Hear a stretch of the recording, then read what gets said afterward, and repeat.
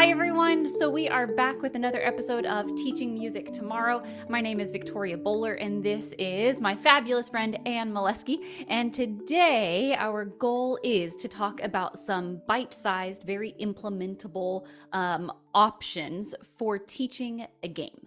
And games are like the bread and butter of our teaching. So how do you think about games? Are they for big kids? Are they for little kids? Are they singing games? What do we mean when we like, do we mean board games? Because really quick, and I'll have you answer. I had a kid burst into tears the other day because they said that we were playing games and I was in the middle of teaching Bow Wow Wow. And she was like, I thought we were playing games. And I was like, this is a game. And she's like, it doesn't meet the criteria of a game. Just kidding. She didn't say that, but she was really unpleased Yeah. with the game that I brought up because she was in her mind expecting like, I don't know, like a Yeah. shoots and ladders, like a board Mhm. game, like what you would play with your family, like a game. Yeah. So tell me about games in music class and maybe what could have prepared this poor first grader for Bow Wow Wow. Well, I think in our music classrooms, we're thinking about everything being a game in terms of everything being like childlike and play-like, right? So if it's not playful, if it's not something that feels like a game, um, oftentimes for me, it doesn't really have a place in my classroom, right? So this is something we talked about in the past about how students are not just sitting and singing often. It's usually, if they are, it's usually to troubleshoot something or learn something quickly and then move on to the playful or play-like type of thing. So if we're talking about a game, and we'll talk about this in the episode after today's as well. But if we're talking about an actual singing game, what are your criteria for what makes a game a game? Let me flip it back to you. Okay, move this around. Okay, so when we think about a game, most of the time, you and I just mean like an activity, right? There's Mhm. something that we are doing. A great example, again, is this Bow Wow Wow, where this poor little girl was like, this is nothing like a game. And I was like, of course it's a game. Look, we're moving around. We're like turning and seeing new people. There's like movement and body percussion. We're singing, we're interacting with each other. It's a game. But actually, if she were to put on like a scholarship hat, she might tell me that actually I am wrong and she is correct because if it is actually going to be, and people have different opinions about this, and it's kind of a potato Mhm. situation for the way that we use it, but let's imagine that a game is, instead of just a sequence of steps, it's a sequence of steps where there is a winner and a loser. There Mhm. is someone who moves forward, someone who goes behind. There's someone who is in, there's someone who is out. Someone can advance, someone is, off doing another job. Like there's a whether it be an elimination or whatever kind of style of game, one of the things that makes it actually truly a game is that someone has advanced at the end and someone else has not advanced, or maybe even they've been demoted to like a lower level. Now, that's not the way that's not the way we use that term in our classrooms, right? So Right. how does that sit with you? Yes, I think it almost feels like there's a winner or a loser, there's a right or a wrong, there's a in or an out, kind of like this Hmm. binary way of Yes. thinking, right? So because of that, I think that this this poor sweet girl that you had aside, she was just upset because of the nature of the activity. But I Yeah. think because of that, especially if we're talking about games in the younger years, it's really important to kind of scaffold for those feelings about being in and out or like being demoted, as you said, right? And thinking about how we set that up when we're teaching a game and like what students do next if they are kind of not advancing forward in that sense of the word. Yep. So all of those are important things to sort of navigate and are part of your classroom culture, but often require a little bit of revisiting each time we do something like a singing game in the Hmm. music classroom, for sure. Hmm.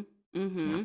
Okay. Do you have a singing game for I us? do. Oh, something else very No. quickly to talk about with this misnomer. So when we talk about Mm, singing games, we're not actually talking about games very often. We're just talking about activities, right? mhm, And another thing is that we're not always singing in these games. mm, Sometimes it's a speaking game, but it's not really a game. So then we have just like a speaking activity, a speech activity, right? Right, yeah, And so this can live, if we want to get like technical about it, it can live in a lot of different, it can live in a lot of different ways in our classroom. But the end idea is that we're having fun.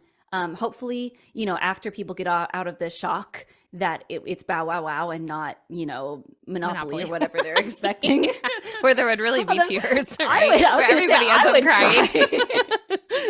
Yeah, so and this is going to what you are hopefully going to talk about, is like these games are not intended for anyone to rage quit at any time. This is intended to be like an uplifting, happy, collective experience. Even if in the course of the game, some people end up going to instruments or some people are doing a movement thing and we kind of like break up the roles of the game. This is not an actual winner take all, winner loser, like you said, like a binary thing. It's not intended to be that hierarchical. Some people can correct me in their cars. It's supposed to be that everyone's having a good time. Now, Right. that's not always what happens. So maybe you can talk more about scaffolding and thinking about in and out. Yeah, and so for my example of a game, and I'll get into it. I'll stop talking around it and get into it here in a minute. But there's not so much elimination as it is just taking turns. But even that can feel really hard for like a 5 or 6 year old in kindergarten or first grade, right? And so I'm thinking about like even if you're doing something as simple seeming as like freeze dance or something, or like Yes. walk and stop, and like doing it elimination style, where you're having students go, I'm gonna walk and a walk and a walk and a stop, and if they don't stop, maybe they're out. I don't know. I've done that before in my classes. And if that is something that's brand new to kids before, that means that they have to stop playing the game, and that feels really, really hard because it feels very final, and they don't know that like 2 seconds later, like you're not going to get to the last one kid who's left. Like after 2 more rounds, you're probably going to bring everybody back in, right? And so I think it's important to figure out ways to maybe show yourself getting out, to allow students to have lots of different practice rounds before having someone who's the loser or who's demoted. I can't get off using that, but whatever it might be, just so that they're used to what that looks like, and so that they can see like, oh, even me, like I could get out. It's just a game, like it's just part of the game. And I always say like I'm the judge, jury, and referee for all games, and that's the end. And like as soon as we're not having fun, we're done with the game, because it's not fun for us to be arguing or feeling sad or whatnot, and it's just a game. And that doesn't mean that kids aren't still going to cry if they get out, right? It still happens, but that's something that you just have to, again, kind of set up where if you have lots of opportunities to be like, oh, you would have been out that time, let's try again. Oh, you might have been out that time too, let's try again. Oh, Miss Molesky would have been out that time. Oh no, let's do one more practice round and then we're going to play for real. Like that type of stuff, I think, even if it feels like overkill to you, it's not to kids. So the opportunity to build in practice rounds, particularly when you're not just for like feeling a certain way about getting out, but also just to like get the rules of the game, whatever it might be, I think is really, really important. And you can build that into how you're teaching the song or the chant or the whatever with the rules of the game. Do you have anything to add to that before I jump in? Ugh, I have so much to add. I have so many thoughts. One of them, just very quickly, I used to do like, if someone cries, then I'll deal with it when it comes up. And guess what? There's always someone. Yes. and so then I was like, well, I'm a pretty smart person. I can like see a pattern when there's a pattern. People are going to cry when they get out. And so now what can I do? And this goes for anything like passing out instruments, or you get this color scarf instead of this one. And for some kids, it doesn't matter, Anne, that we don't think it's the end of days to get out in this game. To them, it really truly is. Yeah. Yes. Yeah. And I, as much as I would love to control when people are upset and when people are not upset, that's totally out of my control. Like I don't get to say to a 5-year-old that what they're experiencing isn't important, because even though to me, like how many times are we going to sing that song and play that game in, like let's say a week of like a typical K-5 public school situation. You're like, oh man, listen, I'm going to sing this song so many times. It's not a big deal. But to them, it is. Right. So anyway, then I started moving ahead of it and saying, wow, I wonder what it will feel like. And this is what you were saying. What will it Mhm. feel like to be out?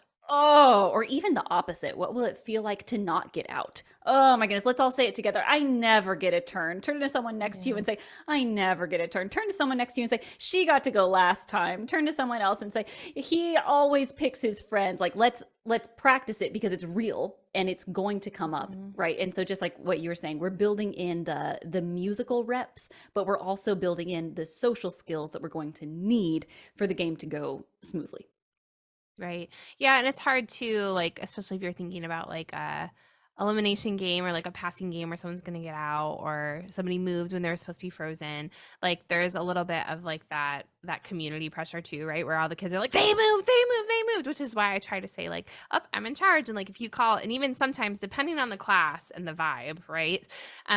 Sometimes it even has to turn into if you're playing referee, you're gonna be out too. You know what I mean? Like that kind of thing. I do the same thing with passing games where like if you throw it to somebody, you're out. Like if it drops in between two of you, you're both out. Like that's just how it works. So we have to still kind of keep that uplifting, supportive culture of community. And like they just get, we all do it, right? Like they're just getting caught up in the moment. They're not trying to be hurtful. But Mm-hmm. again, that could kind of play into what you're talking about setting things up. So it's like, oh, how would that feel if Victoria was like, "Anne, you moved." Oh, that wouldn't feel very good at all. You know, that type of thing. Or if I said that to you, that wouldn't make you feel very good either. And just kind of knowing what that would look like in your classroom and how you can effectively kind of get students to identify that empathy before moving forward. It seems like Mm-hmm. something like you wouldn't have to do, but inevitably someone will start crying, and it's just Yes. like you say, it's better to set it up that way, and then you don't have to keep going back and then feel awful because it ruined a kiddo's day. Right? Because Yeah, and then you go that's the thing home. they'll remember. Yeah, that's what I Yeah. mean. I've had a kiddo who it's happened to before. So that's the thing that they remember, right? Yep. Yeah. Yep. Okay. So you have a singing game for us. I do. I have a Okay. singing game called Cuckoo, Where Are You? And this is in multiple sources. So I have it inside of the Choxi Kodai method, number one, not the second one. And it just has the call, Cuckoo, where are you? Cuckoo, where are you? Just as kind of a call and response, right? Just an echo thing. You've mentioned that it's also in one of the music for children volumes. I know it is. I know we were kind of like, we're not sure if it is. I know it's in volume one. I know that it's in there because I've seen it before, and that's where the I hear a cuckoo part comes Mm. in. So when I teach students this little call, I'll show them a picture of a bird. I don't have a specific cuckoo bird, or you could talk about a cuckoo clock, but I just get out like a little finger puppet. And I say, "Oh, look, here's my cuckoo bird for today. I hear a cuckoo." And then we just practice singing back and forth like little cuckoos, like a solo singing thing. This is separate from the game, obviously, but it's going to Mm. segue in. And then we get used to the sequence where I say, I hear a cuckoo, and everybody says, "Cuckoo, where are you?" And then me with my little finger puppet will fly around the room and land on someone's shoulder. And that student will sing, "Cuckoo, where are you?" Right? So it's a little quick singing assessment, kind of as an aside, throughout this whole entire process. Okay. Mm-hmm. So that's how we do it. Everybody's eyes are open, but then it turns into more of like the secret doggy style game. So then we make it a secret, and everybody closes their eyes, and I sing, I hear a cuckoo, and everybody else sings, Cuckoo, where are you? And then whoever feels the bird on their shoulder sings, Mm. Cuckoo, where are you? Then I run to the front of the room. Everybody opens their eyes, and then we guess, right? And so we kind of get a practice of what it looks like to be the secret singer, right? So your eyes are closed, you feel the bird on your shoulder, and then when Miss Molesky says, "Everyone open in 3, 2, open," right? Then we know what it looks like to finally open our eyes. Okay. So then after that, so that's maybe like day 1, day 2, day Mm-hmm. 3, right? Thinking about these as lesson segments, not something I would teach necessarily all in one class. Then we actually turn it into the game. Okay, so the way that this works is you have one student who's hiding their eyes at the front of the room, and then you have like your secret singer. And so we have our student hiding their eyes.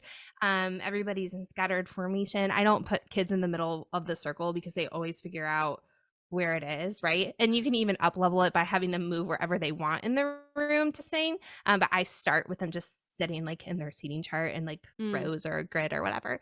So the student stands at the front and everybody is sitting there with their eyes closed. Everybody's eyes are closed.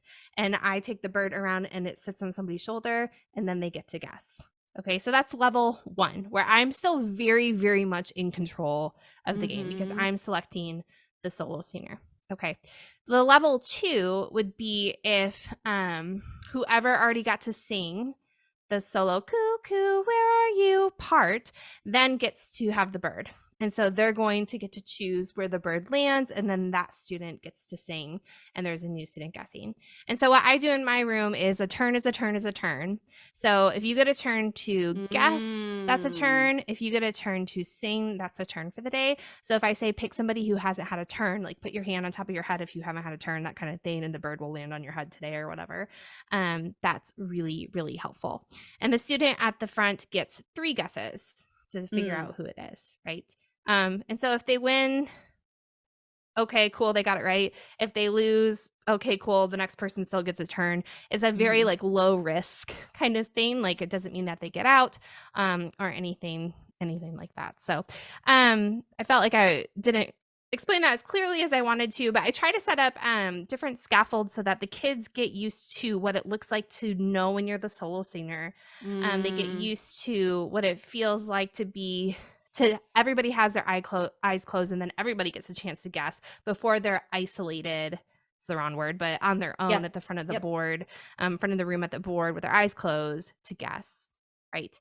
And so this works really, really great for assessing singing voice, obviously. And then if my kids didn't get a chance to have a turn solo singing and I was trying to use this as an assessment, so then the next class I would try to catch a few more of those, and then Right. if I still needed to like hear a couple more kids saying cuckoo, where are you, then maybe I was in charge of the bird that day, right, for Sure. the game, and then I would intentionally go to those kids. So this is like a good little, here's my seating chart, let me check off some quick assessment type of thing. But yeah, really, really basic, but I think the big takeaways is thinking about like how you can introduce all of those different roles, because for kindergarten it's kind Mm. of a lot, and then by the time you have someone at the front of the room, you have the kid who's solo singing, and then they also get to pick the next kid for both jobs, then that's Mhm. one of those games that can run itself, and it's really great for sub plans. There's just like, we have 5 minutes left in class, like you guys just start playing type of thing. Mhm. Mhm. So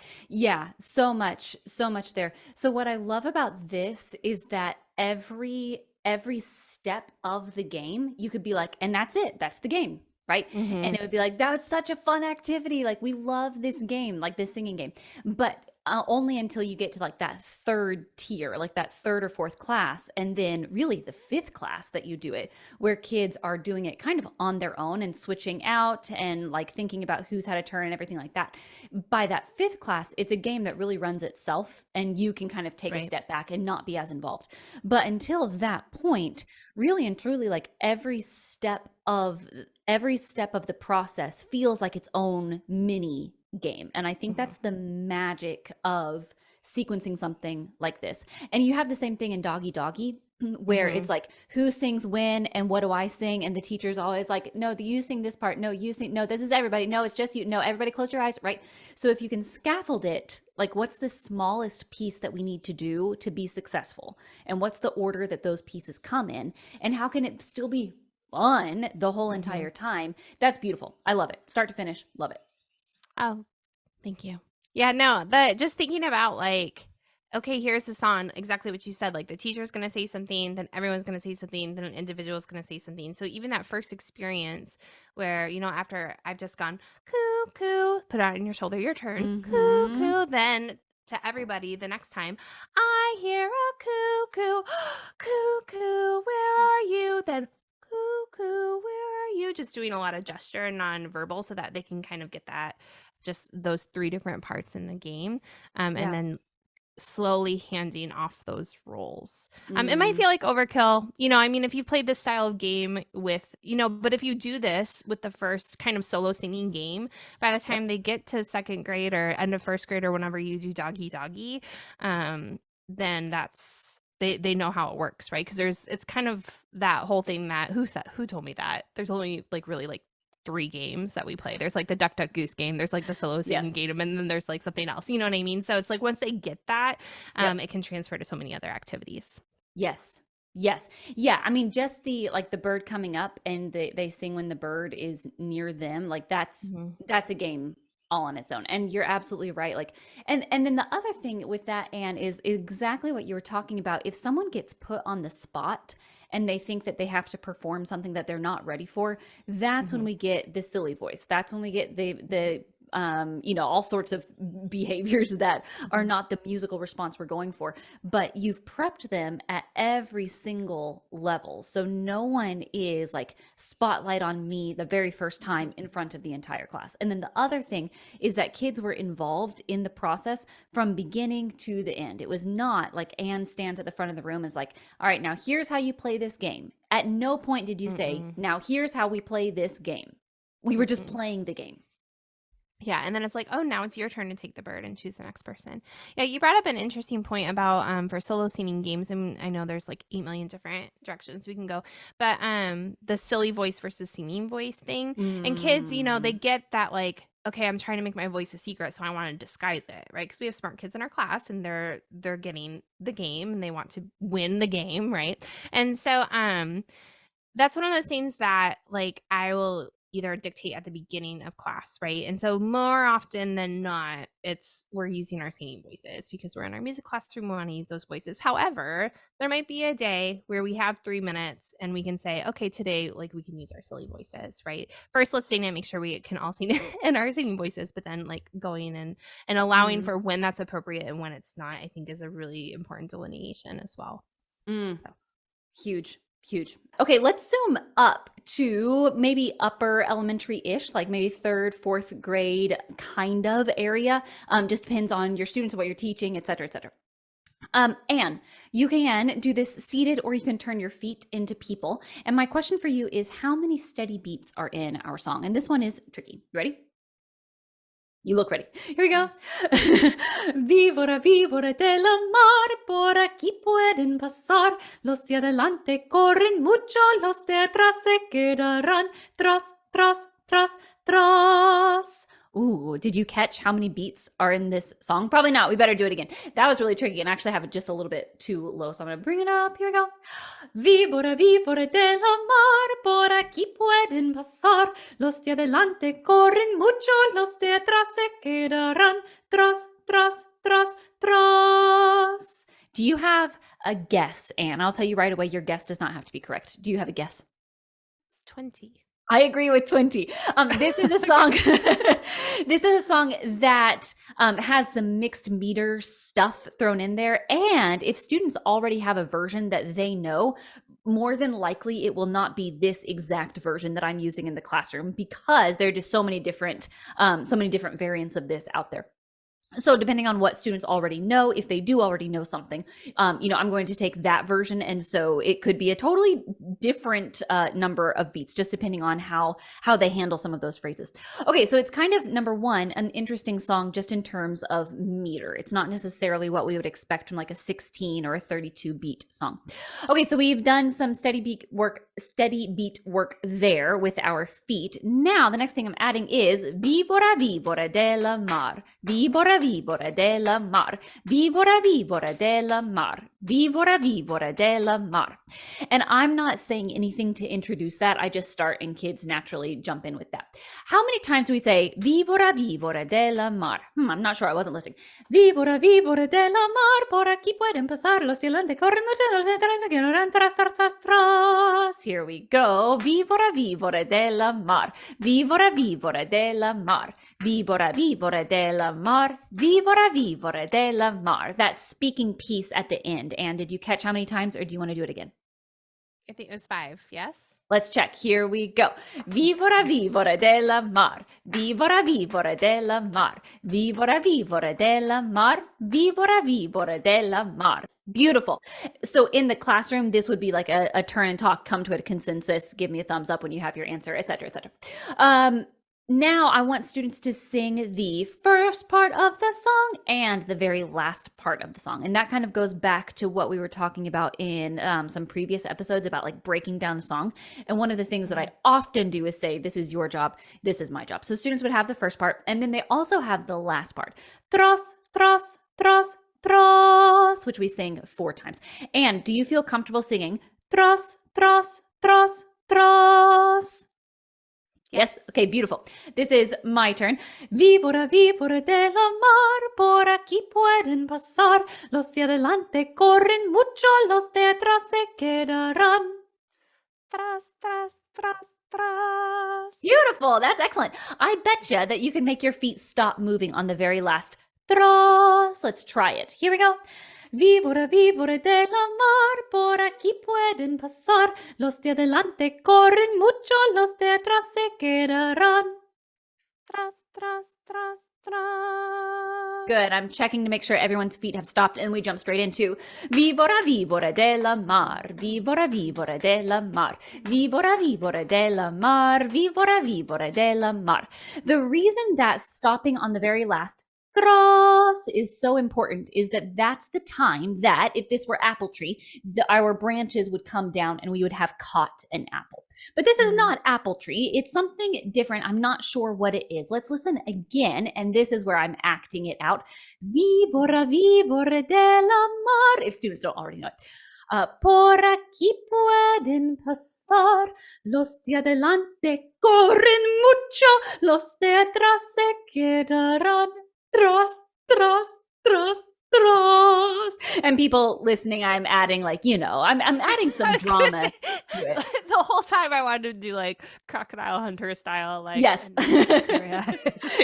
Someone's running. Is she gonna make it? Oh no! Yeah, it's a game with a lot of drama. So even if you don't know what is actually happening in this text, you understand that someone ahead of us is trying to run fast, but something bad is happening behind us. We just have to figure out what it is. The people in front, they are running, and someone behind, they are going to get left behind. It is not a good situation. Oh my goodness. The terror that this song could be about. What do you think? Okay, so now we have Vivora, vivora de la mar, and this could be all sorts of things, and students can guess, and this is another time, like, make your guess, talk about it, and then we sing it again, then you make another guess, what do you think? We talk about it, and we sing it again, etc., etc., etc. Okay, so this is a sea serpent, a snake of the sea, and it can pass by here, and the people in front, they are running, and the people behind, if you are, kind of like fall behind, get left behind kind of thing. Someone behind is going to get left behind. Is a very sad situation. And then we speak Vivora, vivora de la mar, vivora, vivora de la mar, vivora, vivora de la mar, vivora, vivora de la mar. So level 1 of this game is just, can you walk in a circle and then stop? Next, I'm ready to be one of the people who is making our serpent. So I'm going to take hands with someone in the circle, just whoever's next to me. And my rule on this is you need to have a way that you are connecting with this person. You do not have to take hands, but in order for us to play the game, we need to have some sort of way to connect. And that can be with your pinkies, that can be just like finger to finger, that can be like you're super dramatic and you pull your sweater over your hand and like you have to like take your little pretend sweater hands. Fine, I don't care. It's not something that concerns me. The very last tros, that is when, if we are walking around in a circle, our hands are going to come down and we have caught someone. At this point, we have like the level 1 where we're just replacing whoever is in the circle. So if I caught Abigail, then now I am making the arch with Abigail. And then I caught Bryson, right? And then I'm making the arch with Bryson or whoever it is. That's kind of like the level 1. There's another version of this game where whoever gets caught, they choose which person making the arch they're going to go behind. And then eventually everyone is lined up and you can do like a tug of war style thing at the very end of the game when there's no one left. That could be something like maybe if you have a day where you can go to the gym or a day where you can play on the playground, but probably that's not gonna that's that day. That is not this day. That is not a Thursday morning at 9 o'clock for me, but a very fun activity. So for this, I am always the person who is Mm, part of the arch. That way, my hands can come down and I can help with that. The other thing that we've had is all this practice stopping on the last mm-hmm, mm-hmm. tros.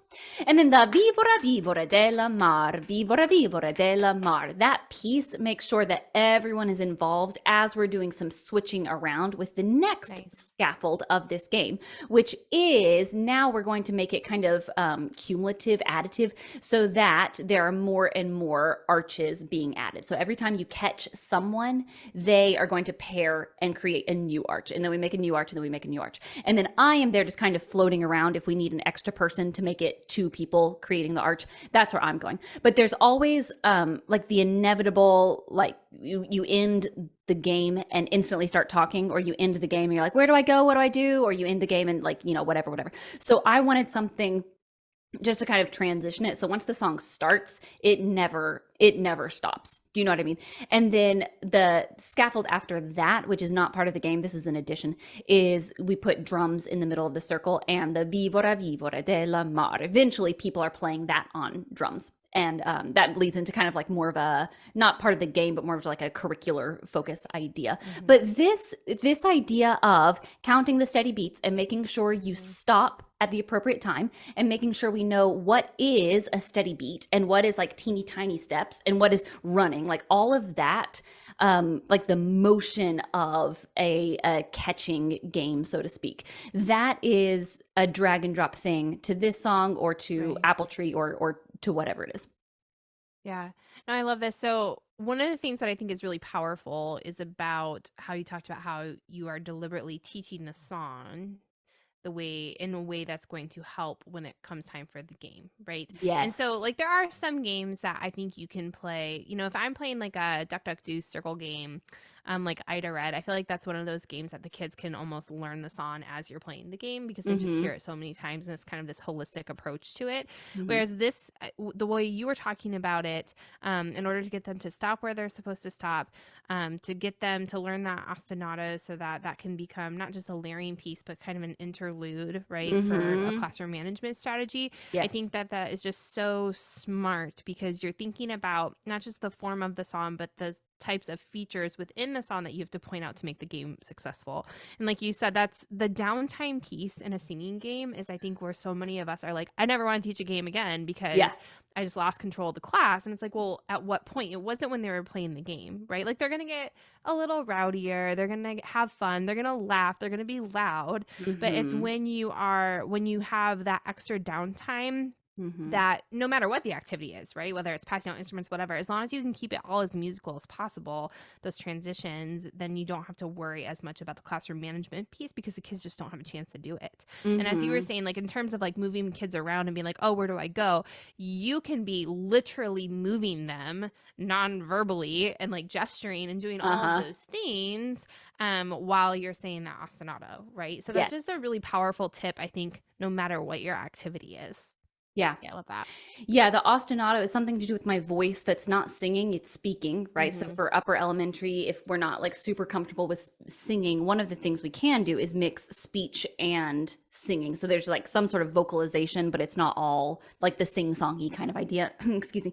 And then having something that I'm supposed to be doing with my hands, that means that if Right. I'm following directions, my redirect is like you're supposed to be playing the rhythm instead of saying like stop touching your neighbor or like get away from Mhm. there or whatever. Whatever it is, like it helps me.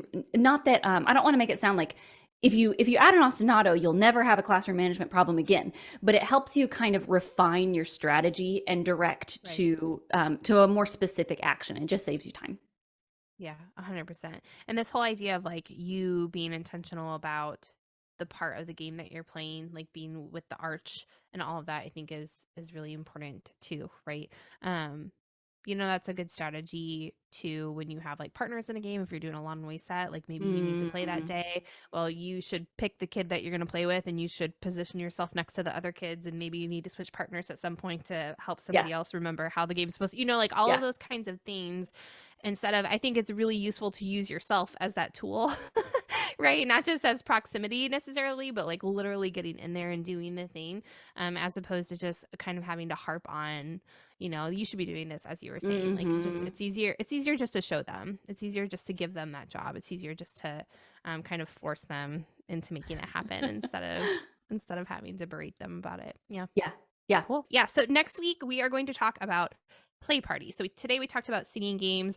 It was a little bit more like loser winner ish. Maybe we're gonna continue like that gray. We need a that great rebrand of conversation. loser winner. Yes. Yeah. No. Demoting. Right. Wasn't Right. that the word? No. But next week we're gonna talk about play parties, or play party ish things. So thinking more about movement type stuff, switching partners, all of that good stuff. Yeah. Love it. Okay, so in the meantime, people can go to Teaching Music Yes. Tomorrow and find these show notes. And we can listen to the podcast on whatever podcast player you're using. Or if you'd like to see our lovely faces and see all of our expressions about a snake getting you and you have to run quick to get away from it, you can also find this on YouTube. Yep. And don't forget that if you do go to the website at teachingmusictomorrow.com, you can search anything. You can search song, you can search game, you can search transitions, you can search all that stuff. It will take you exactly to a point in any and all podcast episodes that we've talked about that thing. And you can find out more information there.